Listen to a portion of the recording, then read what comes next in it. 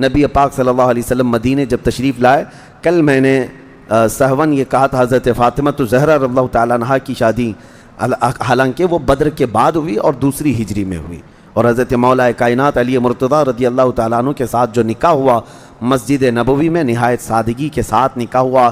ایک صحابی ہیں، انہوں نے اپنا مکان تحفے میں دیا کہ رسول اللہ کی لخت جگر ان کے داماد یہ رہیں۔ وہ مکان کہاں دیا گیا تھا؟ یہ جو سریہ عبداللہ بن جہش ہے، جنگ بدر کی ایک وجہ یہ بھی ہے، 12 لوگ یہ صحابہ وہاں تھے۔ اب اس میں ایک دن ایسا ہوا کہ مکہ کے 2 نامی گرامی لوگ، جس میں عبداللہ حضرمی کا بیٹا عمر اور ایک دوسرا پہلوان کا بیٹا اور ایک مغیرہ کا پوتا، یہ لوگ وہاں سے گزر رہے تھے۔ انہوں نے دیکھ کر کے پہچان لیا کہ یہ مدینے سے آئے ہیں، اور آپس میں انہوں نے کہا کہ یہ ہماری جاسوسی پر ہیں، اگر ان کو ہم نے نہیں مارا تو یہ ہماری خبریں مدینے پہنچائیں گے۔ تو وہ لوگ سامنے آئے۔ اب مسئلہ ان کے ساتھ حضرت عبداللہ بن جہش کے ساتھ یہ تھا کہ وہ ایک پورا قافلہ تھا، عمر الحضرمی کا جو ہے قافلہ تھا پورا، وہ تجارت کا قافلہ لے کر مکہ جا رہا تھا، لیکن اس نے بیچ راستے میں ہی اپنے ساتھیوں سے کہا یہ جو 12 لوگ یہاں بیٹھے ہیں یہ جاسوسی کر رہے ہیں ہمارے، اگر ان کو چھوڑ دیا جائے تو یہ مدینے ہماری خبریں پہنچائیں گے، لہٰذا ان کے ساتھ کچھ کرنا چاہیے۔ حضرت عبداللہ بن جہش کو یہ خبر مل گئی کہ یہ قافلے والوں نے ہم پر نظر ڈال لی، اب کیا کریں؟ مسئلہ یہ تھا کہ رجب کی آخری تاریخ تھی، جنگ حرام ہے، جنگ کرنا اس میں حرام ہے، حرمت والا مہینہ چل رہا ہے۔ تو حضرت عبداللہ بن جہش نے ساتھیوں سے مشورہ کیا، 2 میں سے ایک آپشن ہے ہمارے پاس، اگر ہم نے لڑائی نہیں کی تو یہ ہم سب کو گرفتار کر کے مکہ لے جائیں گے، ہم 12 لوگوں کو قیدی بنا کر کے مار ڈالیں گے، یا اگر ہم جنگ کرتے ہیں تو رجب کے مہینے میں جنگ کرنے کا گناہ اٹھانا پڑے گا، 2 میں سے ایک ہے۔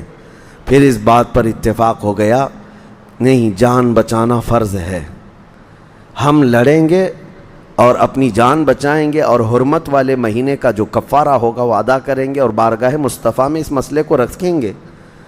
تو انہوں نے پیغام آنے کا انتظار نہیں کیا اور اس قافلے کے ساتھ لڑ پڑے جو تجارت کا قافلہ آیا تھا۔ تو یہ 12 مجاہدین جو صحابہ تھے اس پورے تجارتی قافلے میں جتنے تھے جو لڑنے کے لیے کھڑے ہو چکے تھے، ایسی لڑائی کی کہ ان سب کو مار ڈالا۔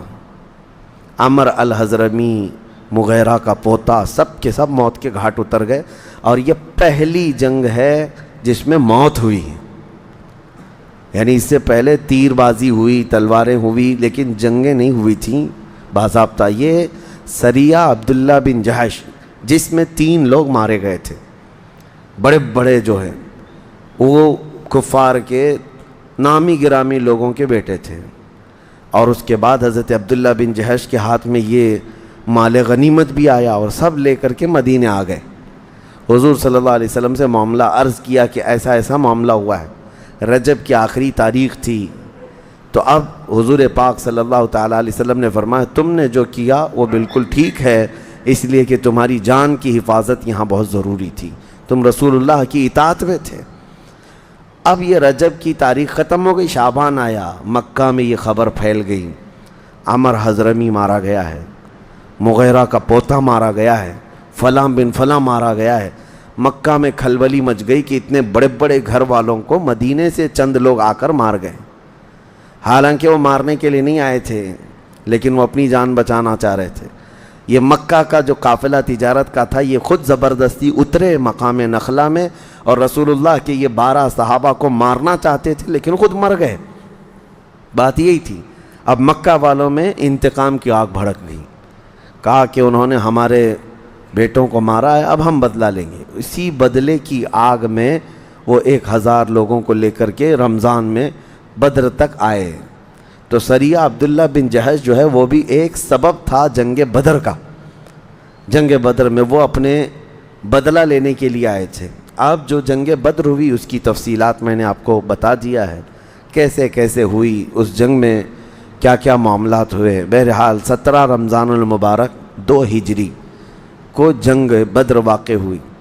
اس میں نبی پاک صلی اللہ تعالیٰ علیہ وسلم کا ایک عظیم درس ملتا ہے. میں آپ کو بتاؤں, 2 صحابہ جو جنگ بدر میں شریک نہیں تھے, مدینے سے آئے نہیں تھے, ایک حضرت حذیفہ اور ایک دوسرے صحابی ہیں.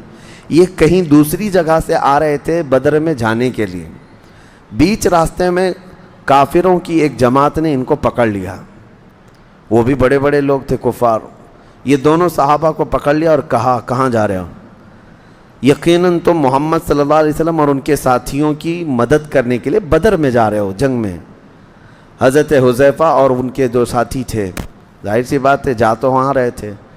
انہوں نے کہا ہم جا تو رہے ہیں. تو ان کافروں نے کہا کہ اسی شرط پر تم کو چھوڑا جا سکتا ہے کہ تم جنگ میں ان کی مدد کے لیے نہیں جاؤ گے, ورنہ ہم یہاں تمہیں مار ڈالیں گے. تو انہوں نے وعدہ کر لیا, حضرت حذیفہ نے وعدہ کر لیا کہ ٹھیک ہے, میں وعدہ کرتا ہوں کہ وہاں بدر میں مدد کے لیے نہیں جاؤں گا. ان کی جان چھوڑ دی گئی. بدر کے میدان میں جب صف آرائی ہو رہی تھی, عین لڑائی کے وقت یہ دونوں صحابہ میدان بدر میں آ گئے. لیکن رسول کریم صلی اللہ تعالیٰ علیہ وسلم سے انہوں نے آ کر عرض کیا, کافروں کی ایک جماعت نے ہمیں گرفتار کیا اور زور زبردستی ہم کو وعدہ لیا کہ تم اگر مدد کے لیے جاؤ گے تو ہم تمہیں مار ڈالیں گے یہیں پر, یا وعدہ کرو کہ اگر ان کی مدد کے لیے نہیں جا رہے ہو تو ہم تمہاری جان چھوڑ دیں گے. نبی پاک صلی اللہ تعالیٰ علیہ وسلم نے جیسی یہ سنا, صفوں سے ان دونوں صحابہ کو الگ کر دیا اور فرمایا ہم عہد کے پابند لوگ ہیں, چاہے دنیا میں کسی سے بھی عہد کیا جائے اس کو پورا کرنا محمد عربی کے غلاموں کا کام ہے. دنیا میں کون ہے آج جو جنگ کے میدان میں سے حضور صلی اللہ علیہ وسلم نے دونوں صحابہ کو الگ کر دیا, کہا جن سے وعدہ کیا ہے اگرچہ وہ کفار کی جماعت ہے لیکن ہم عہد و پیمان والے لوگ ہیں. تو ان دونوں کو جنگ بدر میں شریک ہونے نہیں دیا حضور پاک صلی اللہ علیہ وسلم نے آخری تک کہ تم نے جو وعدہ کیا اس کو برقرار رکھو. جنگ بدر کے اور بھی بہت سارے اہم پیغامات ہیں.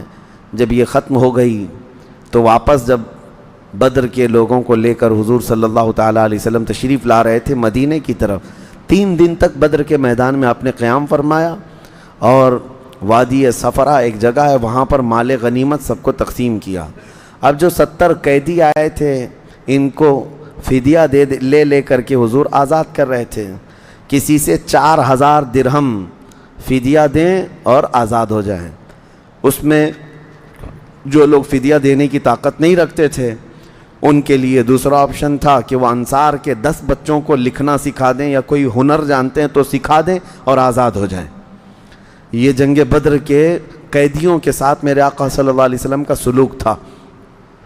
اور اس کے بعد اس میں ہی حضرت عباس جو حضور کے چاچا ہے, وہ ایمان لائے ہوئے نہیں تھے لیکن کافروں کی طرف سے لڑنے آئے تھے اور قیدیوں میں آ گئے. اب جب وہ آئے تو ان کے اوپر بوجھ تھا وہ خود کا بھی فدیہ دیں اور اپنے بھتیجے عقیل بن ابی طالب یعنی حضرت علی کے سگے بھائی, وہ بھی بدر میں سامنے تھے, عقیل بن ابی طالب اور حارث, عمر بن حارث غالباً یہ بھی حضور صلی اللہ علیہ وسلم کے چچا کے بیٹے ہیں, وہ بھی کافروں کی طرف سے تھے. تو حضرت عباس اور ان کے 2 بھتیجے دونوں قیدیوں میں ہیں. ان سے کہا گیا اب ان تینوں کا فدیہ آپ کے اوپر ہے, آپ دے دیجئے اور آزاد ہو جائیے. انہوں نے کہا میرے پاس اتنا مال نہیں ہے, نہ ہی میرے پاس کوئی چیز رہ گئی ہے. حضور صلی اللہ علیہ وسلم نے فرمایا مکہ سے منگوا لیجئے. تو انہوں نے کہا وہاں پر بھی میرے پاس اتنا مال نہیں ہے. نبی پاک صلی اللہ علیہ وسلم نے فرمایا چچا آنے کے وقت اپنی بیوی ام الفضل کو جو سونے کے سکے دے کر آئے تھے وہ منگوا لو, جو آپ نے محفوظ رکھنے کے لیے کہا تھا. حضرت عباس اس وقت کیا کہتے ہیں, قسم اس رب ذوالجلال کی جس نے آپ کو حق کے ساتھ نبی بنا کر بھیجا ہے, یہ راز میرے اور میری بیوی کے علاوہ کوئی نہیں جانتا تھا, اور کوئی غیب کیا تم سے نہاں ہو بھلا, یہ میرے مصطفیٰ کا علم تھا. حضرت عباس نے تینوں کا فدیہ ادا کیا اور اس کے بعد پھر مسلمان بھی ہو گئے. اسی میں یہ جنگ کی جو اگر عجائبات بتاؤں تو بہت طویل ہے کہ یہ جنگ دنیا کی ایسی جنگ ہے جس میں آمنے سامنے لوگوں کا بڑا امتحان تھا.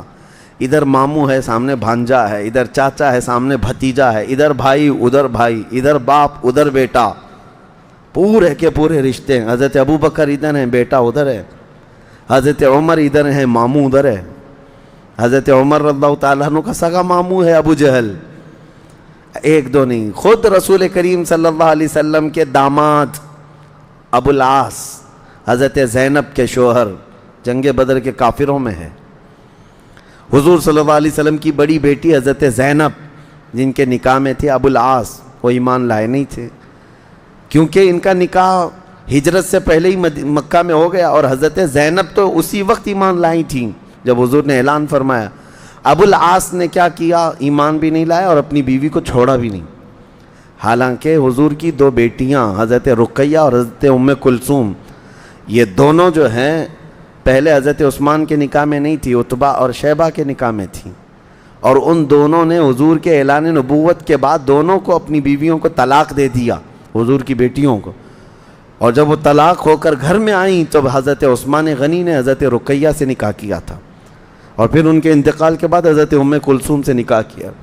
تو کفار میں اس وقت ابو العاص بھی آئے۔ اب ہوا یہ کہ قیدیوں میں گرفتار ہو کر کیا ہے، داماد ہے نبی پاک صلی اللہ علیہ وسلم کا، لیکن انصاف سب کے ساتھ برابر کا ہے۔ اب ان کے فدیہ دینے کا وقت آیا تو ان کے پاس کوئی چیز نہیں تھی، انہوں نے پیغام بھیجا حضرت زینب کو کہ کچھ مال دے کر کے بھیجے، میں پکڑا گیا ہوں۔ تو حضرت زینب کے پاس ان کی ماں کا دیا ہوا ایک قیمتی ہار تھا، حضرت خدیجہ کا شادی میں دیا ہوا ہار تھا، اور وہ بڑا قیمتی ہار تھا۔ انہوں نے وہ ہار بھیجوایا اپنے شوہر کے آزادی کے لیے۔ جب ابو العاص وہ ہار لے کر کے آئے، نبی پاک صلی اللہ علیہ وسلم دیکھتے ہی حضور کی آنکھوں میں آنسو آ گئے کہ یہ میری شریک حیات خدیجۃ الکبریٰ کا یہ ہار ہے جو اپنی بیٹی کو دیا تھا۔ اور اس کے بعد صحابہ کرام کو بلاتے ہیں اور پوچھتے ہیں کیا تمہارا مشورہ ہے اس بارے میں کہ یہ میری عزیز ترین زوجہ خدیجہ کا ہار ہے جو اس نے اپنی بیٹی کو نکاح میں دیا تھا، اگر تم چاہو تو میں اپنی بیٹی کو یہ ہار واپس کروں، یہ نہیں کہ میں جو چاہوں کر لوں۔ یہاں پر صحابہ اکرام سے مشورہ لینا، حضور اس کے محتاج نہیں تھے، لیکن انصاف کا ترازو قائم کرنا تھا۔ سارے صحابہ نے کہا یا رسول اللہ صلی اللہ علیہ وسلم، ہماری ساری خواہشیں آپ کی خواہش پر قربان ہیں، آپ کی رضا پر قربان ہیں۔ حضور نے ابو العاص کو وہ ہار واپس کیا اور آزاد بھی کیا، وہ گئے مکہ واپس۔ اور اس کے بعد ہوا یہ کہ ابھی بھی ایمان لائے نہیں تھے، لیکن ایک بار مکہ سے تجارت کے لیے کہیں ملک شام گئے اور واپسی میں آ رہے تھے، پھر ایک جگہ مٹ بھیڑ ہو گئی صحابہ کے ساتھ، کیونکہ وہ ایسا قافلہ تھا جو دشمن قافلہ تھا اور صحابہ سے لڑ رہا تھا مدینے کے باہر، اس میں پھر ابو العاص سامنے ہے۔ ہوا یہ کہ دوبارہ وہ ہار گئے، وہ قافلہ بھی جو ہے صحابہ کے ہاتھ میں آ گیا، پھر گرفتار کر کے مدینے لے کر آئے، داماد دوسری بار گرفتار ہو کر مدینے آئے۔ اب جب یہاں تھے نبی پاک صلی اللہ تعالیٰ علیہ وسلم نے پھر دیکھا، مجبور ہو کر کے آئے، اور اس کے بعد عہد و پیمان ہوا، ایگریمنٹ ہوا ان کے اور ان کے درمیان۔ نبی پاک صلی اللہ تعالیٰ علیہ وسلم نے صحابہ سے کہا تم اگر چاہو تو ان کو قافلے سمیت واپس کر دو مکہ۔ حضور کی نگاہیں بہتر جانتی تھیں، صحابہ نے وہ پورا قافلہ ابو العاص کے حوالے کر دیا۔ وہ صحیح سلامت مکہ آ کر کے جس کا نفع تھا، جس کا تجارت میں نفع تھا، سب کا حصہ دے دیا، اور اس کے بعد خانہ کعبہ کے پاس آ کر کے بلند اعلان سے کہا کہ لوگوں گواہ ہو جاؤ میں اسلام قبول کرتا ہوں، اس لیے کہ میں نے محمد عربی صلی اللہ علیہ وسلم سے زیادہ اس روئے زمین پر انصاف کرنے والا کسی کو نہیں دیکھا، اور میں اسلام بہت پہلے ہی لاتا، لیکن لوگ مجھے یہ طعنہ نہ دے دیں کہ مکہ سے مال لے کر چلا گیا مدینے اور مال نفع کمایا اور ہم سب کا مال دینا پڑے گا، اس لیے اس نے اسلام قبول کر لیا۔ لوگ میرے اسلام پر یہ طعنہ نہ ماریں کہ میں نے نفع کے لیے ان کے مال لوٹنے کے لیے اسلام قبول کیا، اس لیے صحیح سلامت قافلہ واپس لایا اور سب کا سامان دیا، اب میں اسلام قبول کرتا ہوں۔ اس کے بعد پھر اپنی زوجہ حضرت سیدہ زینب رضی اللہ تعالیٰ عنہ کو لے کر خود مدینہ طیبہ ہجرت کر کے آ گئے۔ یہ دوسری ہجری کا ہے۔ اب جو بدر کے انجام تھے اس میں ابو جہل مارا گیا، بڑے بڑے کافر مارے گئے۔ اب جب نبی پاک صلی اللہ علیہ وسلم واپس تشریف لا رہے تھے، مکہ کی حالت ایسی تھی کہ کسی کو رونے کی اجازت نہیں تھی، کہ بدر میں جو لوگ مرے ہیں ان کے غم میں کسی کو رونے کی اجازت نہیں تھی۔ اس کو برا سمجھتے تھے لوگ کہ ہار گئے اور اس کے بعد پھر اپنے بیٹوں کے اور اپنے بھائیوں کے موت پر رو رہے ہیں، کسی کو رونے کی اجازت نہیں تھی، ایسے حالات تھے۔ اور اس جنگ میں ابو لہب نہیں آیا تھا جو پکا گستاخ ہے، وہ آیا نہیں تھا، لیکن اس نے بدر کے حالات اتنے سنے کہ بیمار ہو گیا کہ ایسے مارا ہے، ایسے مارا ہے، ویسے مارا ہے۔ وہ سن کر کے بیچارہ بیمار ہو گیا کہ ہمارے مکہ کے لوگ ایسے مارے گئے بدر میں، اور جس کو کہتے ہیں بہت زیادہ صدمہ لے لیا، اور اس کے بعد بیماری ایسی لگ گئی کہ بدن میں چیچک پڑ گئے۔ اور چیچک کی بیماری کو عرب لوگ بہت منحوس بیماری سمجھتے تھے، اور اسی بیماری میں ابو لہب کی موت ہو گئی۔ اور موت ہونے کے بعد وہاں پر اپشگن سمجھا جاتا تھا، چیچک میں مرا ہوا آدمی جو ہے اس کو یہ سمجھا جاتا تھا کہ اس کے ذریعے سے اب سب کو بیماری پھیلے گی۔